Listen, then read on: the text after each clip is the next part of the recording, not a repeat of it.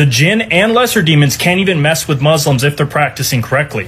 Our attachment to energy kind of works like a cup, and if you're praying 5 times a day, this cup will be full. Worshipping a false god or calling him by the incorrect name is going to leave that gap, and it's going to allow something else to come in instead. And just going to church on Sunday is not enough to keep you protected, especially in modern day society. এই মাত্র স্ক্রিনে আপনারা যার কথা শুনলেন সে কোনো সাধারণ মানুষ না। ওনার নাম হচ্ছে ড্রেবন ড্রেচার, যিনি একজন বড় জাদুকর যার সাথে শয়তান ও জিনের গভীর সম্পর্ক রয়েছে। সে নাকি শয়তান ও জিনদের সাহায্য নিয়ে জাদুটোনা করত, কিন্তু কিছুদিন আগে এই লোকটি পাবলিকলি কনফেস করে যে উনি চাইলেই জাদু করতে পারে না এমন মুসলমানদের উপর যারা প্রতিদিন 5 ওয়াক্ত নামাজ ও নিজেদেরকে পাপ থেকে মুক্ত রাখে। এদের উপর নাকি সে কোনো জাদু করতে পারে না, ইনফ্যাক্ট জাদু নাকি তাদের উপরে কোনো প্রভাবই ফেলতে পারে না। আর এর আগেও আরেকজন রাশিয়ান জাদুকরও এই কথাটি লাইভ স্ট্রিমে এসে কনফেস বা স্বীকার করেছিল। তারা চাইলেই প্র্যাকটিসিং মুসলমানদের উপর জাদু করতে পারে না, কোনো রুহানি শক্তি তাদেরকে এসব করতে বাধা দিত এবং তাদের জাদুকে নষ্ট করে দিত। When faced with various religions, it is very difficult to influence Muslims. They are in a constant connection with the egregore. They do namaz every day and read prayers on a daily basis. They are constantly under some kind of a dome, so it is very difficult to influence them. When you start impacting a person, he begins to address in a prayer.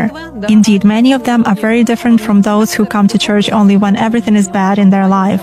They come to pray and then for 5 years they forget about God, some canons, and so on. Muslims, as a rule, passionately believe and passionately give energy to their egregore. কিন্তু ড্রেবনের বিষয়টা কিছুটা ভিন্ন, কারণ সে অবাক হয় যে কেন তার জাদু শুধু মুসলমানদের উপরই কাজ করে না। ইসলামে এমন কি আছে? সে এই ঘটনার মাধ্যমে ইসলামের দিকে আকৃষ্ট হয়। ড্রেবনের কাহিনী এবং তার ইসলামের প্রতি আগ্রহের গল্প আপনাদের সবারই জানা উচিত। ড্রেবনের মতে যখনই সে কোনো জাদু মুসলমানদের উপর করতে যায় তখনই সে একটা অদৃশ্য পজিটিভ এনার্জির মাধ্যমে বারবার বাধা পায় এবং বারবার বাধা পাওয়ায় জাদুটি প্রায় হালকা হয়ে যায়। আর এইভাবেই সে পজিটিভ এনার্জিটি মুসলমানদেরকে জাদু থেকে হেফাজত করে, এতে কোনো জিনও দখলদারি করতে পারে না। যখনই মুসলমানরা আল্লাহর ইবাদতের মাধ্যমে নিজেকে পজিটিভ এনার্জি দিয়ে চার্জ করে নেয় তখনই তাদের জাদু দুর্বল হয়ে পড়ে। অন্যদিকে যখনই কোনো ব্যক্তি আল্লাহকে না মেনে অন্য খোদা বা শয়তানের প্রতি নিজেকে আকৃষ্ট করে, ঠিক তখনই তারা নিজেদেরকে আধ্যাত্মিক পজিটিভ শক্তি হতে বের করে দেয়, আর এইভাবেই তাদের এনার্জি কমে যায়, যার ফলে তাদের অন্তরে বড়জিন প্রবেশ হওয়ার সুযোগ পেয়ে যায়। এজন্য নিজেকে পবিত্র রাখার জন্য সময় মতো ইবাদত করা জরুরি। যেভাবে মুসলমানরা ইবাদত করে তা না হলে শুধু শুক্রবারে গির্জায় বা মূর্তি পূজা করার জন্য মন্দিরে গিয়ে লাভ নেই, এতে পজিটিভ এনার্জি কমে যায়। ড্রেবন জন্মগত খ্রিস্টান ছিল, কিন্তু প্রথম থেকে সে খোদা আর জিসাসের বাবা ছেলের সম্পর্ক নিয়ে সন্দেহের মধ্যে থাকত। অন্য সকল ধর্মের দিকে তাকালেও সে চিন্তায় পড়ে যেত, কারণ সবাই সবার নিজের ধর্মের খোদাকে সত্য বলতো এবং বাকি সকল ধর্মকে মিথ্যা বলতো। কিন্তু ইসলাম ধর্মের সাথে খ্রিস্টান ধর্মের সম্পর্ক দেখে সে অবাক হয়। খ্রিস্টান ধর্মের সাথে ইসলামের শুধু একটি পার্থক্য, তা হলো আমরা আল্লাহকে এক ও অদ্বিতীয় বলে বিশ্বাস করি এবং আল্লাহর কোনো পুত্র সন্তান বা স্ত্রী নেই। অন্যদিকে খ্রিস্টানরা তার উল্টো বিশ্বাস করে, আর ইহুদিরা তো জিসাসকে অস্বীকার করে এবং তাকে শয়তান বলে, নাউজুবিল্লাহ। ড্রেবন জানায় যে সে একটি ভিটামিন স্টোরে কাজ করত, সেখানে তার একজন মেয়ের সাথে দেখা হয়, আর সেই মেয়েটি তাকে বিভিন্ন ধরনের কাবালার জাদু শিখায় এবং সে জাদু প্র্যাকটিস করতে করতে শিখে যায়। কিন্তু সে যখন অন্য ধর্মের গ্রন্থগুলো পড়া শুরু করে তখন সে বুঝতে পারে এদের মধ্যে কোনো শিখা ও জানার কিছুই নেই। তবে যখন সে আমাদের পবিত্র গ্রন্থ আল কোরআন পড়া শুরু করে তখন সে ধীরে ধীরে তার সকল প্রশ্নের জবাব খুঁজে পায়।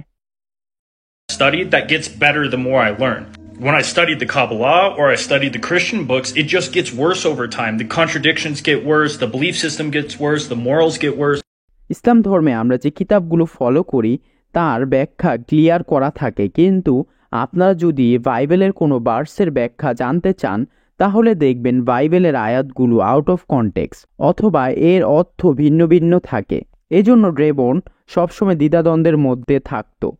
এই কারণেই ড্রেবন ধীরে ধীরে একজন খ্রিস্টান থেকে অ্যাথিস্ট হয়ে যায়। তারপর ড্রেবন যখন কালো জাদু করা শুরু করে তখন তার ঘরে বিভিন্ন জিনেরা এসে তাকে হয়রানি করা শুরু করে দেয়। কিন্তু একদিন তার সাথে সাক্ষাৎ হয় এমন এক জিনের যে তার জীবনকে সম্পূর্ণরূপে বদলে দেয়। ধীরে ধীরে সে কোরআন পড়া শুরু করে দেয়। তারপর সে বুঝতে পারে কেন আজ সারা দুনিয়াতে মুসলমানদেরকে দাবানোর চেষ্টা করা হচ্ছে, এর পেছনে কাদের হাত রয়েছে সে তা বুঝতে পারে। প্রত্যেকটি শিশুই মুসলমান হয়ে জন্মগ্রহণ করে। যে মিডিয়াগুলো ইসলামকে টেররিস্ট হিসাবে দেখায় তার পেছনেও অন্য কারো হাত রয়েছে। যারা না জেনে ইসলামকে আঘাত করে তারা আসলে সত্যিকার ইসলাম সম্পর্কে জানেই না, তাদেরকে মিডিয়া অলরেডি ব্রেন ওয়াশ করে ফেলেছে। ড্রেবন আরও বলে, যখন সে কোনো নাইট ক্লাবে যেত অথবা কোনো প্রাইভেট পার্টিতে যেত তখন সে ইহুদি এবং খ্রিস্টানদের এমন এমন কাজ করতে দেখেছে যা সে এখানে বলতে পারবে না, কিন্তু এরকমটা সে কখনই কোনো মুসলমানকে করতে দেখেনি। যারা প্র্যাকটিসিং মুসলমান না তাদের কথা ভিন্ন। Tell you guys right now, I've seen a lot of Jewish women and Christian women inside of these clubs doing wild things. And I have never seen a Muslim woman up in these clubs doing raunchy. Social মিডিয়াতে ড্রেবনের এই ভিডিওগুলো viral হওয়ার পর এবং ড্রেবন ফিলিস্তিনকে publicly support করায়, ড্রেবন যে ইহুদি কোম্পানিতে কাজ করত তাকে সেই কোম্পানির মালিক ডেকে নিয়ে $1 মিলিয়ন অফার করে আর বলে সে যাতে তার স্টেটমেন্ট চেঞ্জ করে ইসরায়েল এবং ইহুদিদের পক্ষে সোশ্যাল মিডিয়াতে কথা বলে, এর জন্য তারা তাকে টাকা দিবে। ড্রেবন নিজের আত্মাকে বিক্রি না করে তার মনের এবং সৎ পথের কথা বলার জন্য নিজেকে প্রস্তুত করে নেয় এবং ইহুদিদের অফারকে সে রিজেক্ট করে দেয় এবং সে ইসলাম ধর্ম গ্রহণ করে নেয়। ড্রেবন বলে তাকে শয়তানের দুনিয়া থেকে বের হতে অনেক সময় লেগে গিয়েছে, কারণ জিনদের করা এগ্রিমেন্ট ভাঙার জন্য অনেক লম্বা সময় লাগে। কিন্তু সে এখন খুশি কারণ সে তার জীবনের উদ্দেশ্য পুনরায় ফিরে পেয়েছে। ড্রেবন আরও বলে, কোরআনের মধ্যে সবকিছু বয়ান করা হয়েছে যেগুলো আজকের যুগে ঘটছে। যেভাবে সুদ আমেরিকা এবং দুনিয়ার ইকোনমিকে ধ্বংস করছে সেটা কোরআন আজ থেকে 1400 বছর আগে নিষেধ করে দিয়েছিল। যেভাবে বর্তমানে ফ্যামিলি সিস্টেমকেও নষ্ট করে দেওয়া হচ্ছে, কোরআন এর জন্য বেহায়াপানাকে থামানোর জন্য পর্দার হুকুম দিয়েছে। আর এই হুকুমের জন্য মুসলিমরা বেহায়াপানা থেকে দূরে থাকে, যার ফলে বদ জিন ইচ্ছা করলেই তাদের উপর হামলা করতে পারে না। মুসলমানদের জীবনের লক্ষ্য ক্লিয়ার হওয়ায় এদের ডিপ্রেশনও কম হয়। আল্লাহ তাআলা কোরআনে হারাম খেতে নিষেধ করেছেন, যা বর্তমানে সায়েন্স থেকে প্রমাণিত। হারাম খাবার আমাদের দেহের জন্যও ক্ষতিকর। এটাও বলা আছে দুনিয়াতে অর্থ সম্পদ অর্জন করাই আমাদের জন্য সফলতা না, কারণ প্রতিটি জীবকে মৃত্যুর স্বাদ গ্রহণ করতে হবে। 1400 years ago, the Quran warned us about things that are happening today. The first big one that most Americans are a victim of is usury or interest. That receiving or paying interest on these loans is haram or a major sin. And interest is so dangerous that it doesn't only affect the average person. If you look at 2008, what they did with the housing market, they collapsed the entire American economy by doing this, and it's going to start happening again in January. But that's a whole different subject. People get mad about that. Now, another big part of the Quran, or Allah's word, is how they speak on women. We're all taught to look away from a woman's beauty whenever they are not modest. Now, this is very important for multiple reasons. One, it teaches men to not look at women in that manner. I can't use the exact words to describe it on here, but you guys understand what I'm saying. Another reason why this is so important is because this is a method used by Iblis and the Jinn to corrupt us. Consuming adult content and content in that manner is causing depression and even worse. And I think everybody will agree with me on this one, that that kind of content is destroying the world. Now, another big major teaching of the Quran is surrounding food.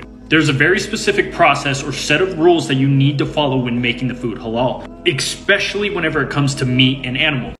ড্রেবনের মতে খ্রিস্টানরা যে ইবাদত জিসাসের সামনে করে তা আসলে জিসাসের জন্য নয়, সরাসরি শয়তানের জন্য করে।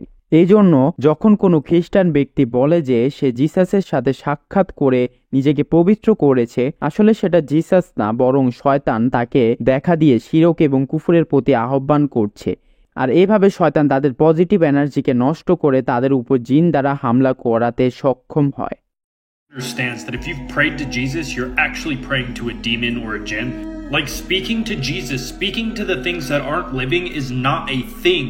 The only way to speak to things that aren't alive besides God himself is speaking to the jinn or speaking to demons. And what scares me the most whenever people comment that they communicate with Jesus is it implies that they get responses back.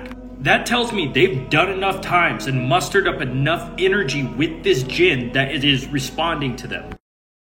আপনারা যে আকীদারই হন না কেন, এক খোদা বা আল্লাহর ইবাদত করে আল্লাহকে যে নামে ডাকেন না কেন, তার সাথে কাউকে শরিক করবেন না। শুধু ড্রেবন না, এই ধরনের অনেক এক্সপিরিয়েন্স করা লোক যারা ড্রেবনের মতো জিন দ্বারা সঠিক এলেম পেয়ে ইসলাম ধর্ম গ্রহণ করেছে। বদ জিন এবং ভালো জিন দুটি রয়েছে। ড্রেবনের মতে যদি কোনো ব্যক্তির কপালে হেদায়েত লেখা থাকে আর যদি সে এর জন্য একটু চেষ্টা করে, তাহলে আল্লাহ তাআলা কোনো না কোনো উসিলায় সে ব্যক্তিকে হেদায়েত দান করেন। এই জন্য তাকে কিছুটা চেষ্টা করতে হয়। কিন্তু আমাদের কপাল কতটা ভালো, আমরা মুসলমান ঘরে জন্মগ্রহণ করে সঠিক পথে রয়েছি, তবু আমাদের মধ্যে অনেকেই গোমরাহের পথে চলে গিয়েছে। আর যারা গোমরাহের মধ্যে পড়ে গিয়েছে তারা শয়তানের পথে পরিচালিত হচ্ছে। আমরা তাদের জন্য দোয়া করতে পারি যাতে আল্লাহ তাদের হেদায়েত দান করেন এবং তারা আবার সঠিক পথে ফিরে আসতে পারে। আমিন।